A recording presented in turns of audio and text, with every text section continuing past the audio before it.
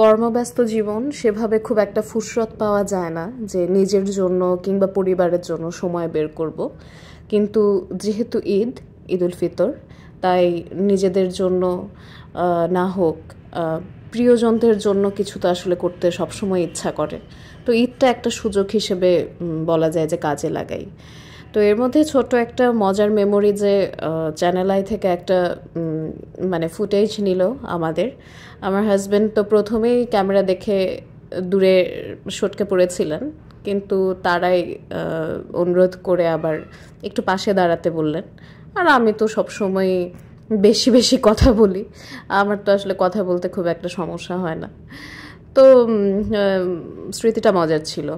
বাবার বাড়িতে ইফতারের দাওয়াত ছিল, আর আমাদের সোনামণিকে নিয়ে আমার হাজব্যান্ড একটা ভালো সময় কাটাচ্ছে।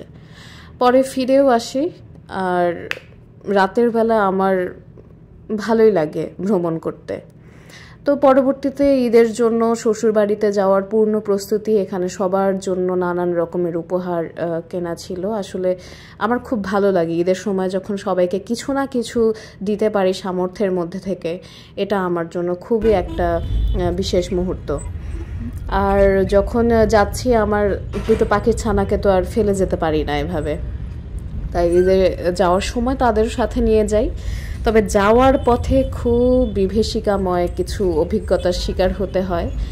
এত বেশি জ্যাম ছিল, আমার শ্বশুরবাড়ি যেতে সময় লাগে মাত্র, রাস্তা ফাঁকা থাকলে 1 ঘন্টার মতো, সেখানে আমাদের সময় লেগেছিল 7 ঘন্টা।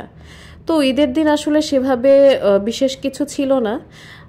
আর এখানে দেখা যাচ্ছে সে হচ্ছে, বলা যায় আমার শ্বশুরবাড়ির একজন ফ্যান বন্ধু, মানে আমি গেলেই সে সেখানে আসবেই। তো সেই মুহূর্তটা ছিল ঈদের দিনের আর কি। পরে আবার সেই কর্মব্যস্ত জীবনে যোগ দেওয়ার জন্য ফিরে আসছিলাম আমার পাখির ছানাকে সাথে নিয়েই। আর তখন আসার পরের দিন আমার হাজব্যান্ড বলছিলেন যে আসলে তিনি তো আমার থেকেও কম সময় পান, বলছিলেন তার খুব বুফে খেতে ইচ্ছা করছে। তো এখন উত্তরাতে বুফে বলতে বাসার কাছে রয়্যাল কুজিনটাই আছে, আরও 2-1টা আছে, কিন্তু যাওয়া যায় বলতে গেলে আসলে এরকম রয়্যাল কুজিন আর হোয়াইট হল সহ আরও 2-1টাতে। তো যদিও আমার এখানে বেশ কয়েকবার আসা অভিজ্ঞতা হয়েছে, নতুন করে আসলে আর কিছু বলার নাই। ফেরার পথে ওভারব্রিজটা পার হতে হয়, তো এই পথটা দেখতে বেশ ভালো লাগছিল বলে একটা ফুটেজ নিয়ে নিলাম।